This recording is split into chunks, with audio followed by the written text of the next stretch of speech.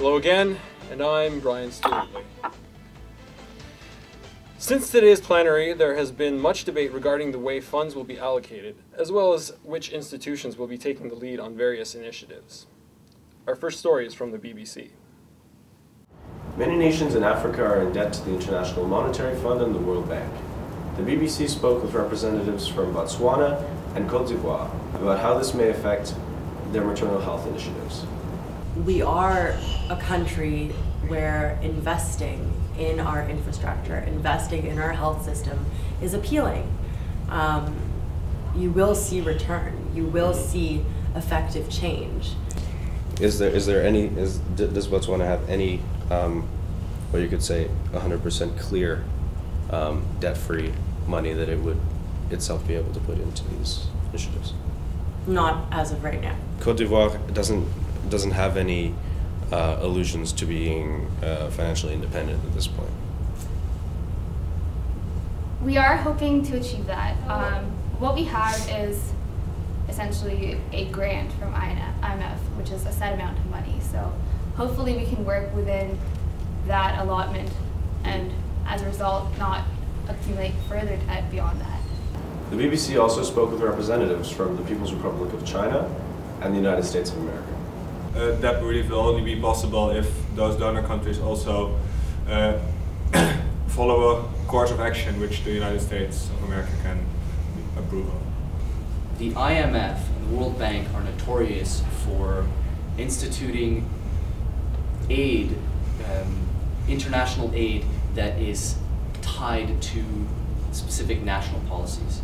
And more often than not, these are WASP, white Anglo-Saxon Protestant policies, reminiscent of colonial United Kingdom and the colonial empire of Great Britain. China is willing to go beyond the IMF in a unilateral way to lend some of its foreign,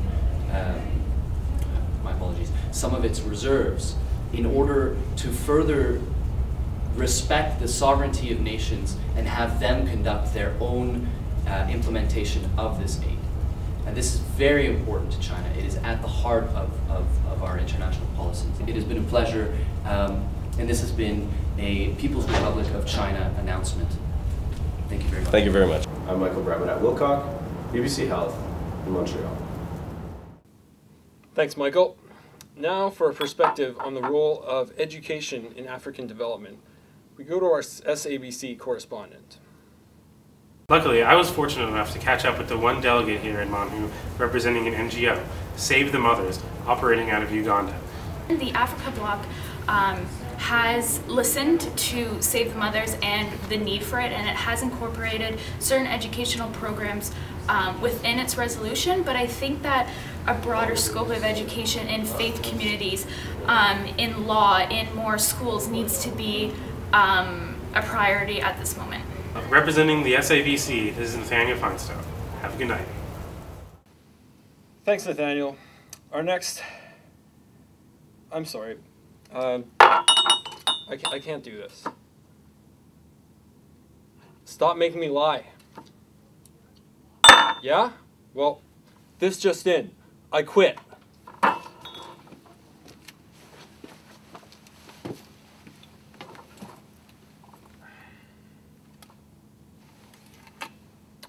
Our next story is about the emerging relationship between China, Iran, and Canada. We go to our CNN correspondent for more. Hi Brian, we're here at the MonWHO conference, where delegates are working hard on finalizing their draft resolutions. CNN caught up with two countries who have shown considerable amounts of leadership and initiative, Iran and Canada. Let's go to the interviews. Well, the Chinese delegate has been very open-minded, and I think in certain instances, and has greatly advanced in the way they've been thinking. In the beginning, they showed some maybe even lack of understanding of the Islamic traditions, but currently we can see that they are better understanding the importance of cultural and religious aspects in a policy. And I feel that this, even though they have been showing strong connections with Canada, they have been also showing strong connections with other countries, and that's very important. What it seems like is that all the countries are on board with us, it's just US. And frankly, that's fine with us if that's the case. If they just have this pity fight with us, then we're okay with that. The fact that the United States has shown a lack of interest in our meetings, showing up late, and also even today not really showing an active role in discussion. Canada ought to have an active role in this because we do have the resources available that other countries do not. Countries, even in the Middle East and in Africa, are coming to be quite understanding of each other given political uprising and political disputes that exist, and even religious disputes. MonWHO is fortunate enough to have delegates that have come to the forefront of the discussion due to the lack of the initiative of the United States. This has been Mara Samet reporting for CNN. Good night. Given the breaking news story of Brian Stewart Lee's departure, now would be a good time for the media to look inward. Let's go to our Al Jazeera correspondent. As a media organization, Al Jazeera understands that transparency and accountability are key to any media. We spoke with several delegates from the MonWHO conference how they feel they are being represented or misrepresented by the media. For instance, the last time CNN interviewed us, they, not interviewed, but just tweeted, they said that we were insecure, but rather we were trying to educate. And that is one of the things that Iran wants to do. They want to be a leader as an Islamic country and show people that Islam isn't necessarily the thing that they believe it to be. Personally, I think the media is getting too involved in what's going on in the MonWHO. They're claiming things that aren't even true. I mean, like a lot of things that they have said have insulted a lot of the nations, and they're trying to start beef between me and Iran.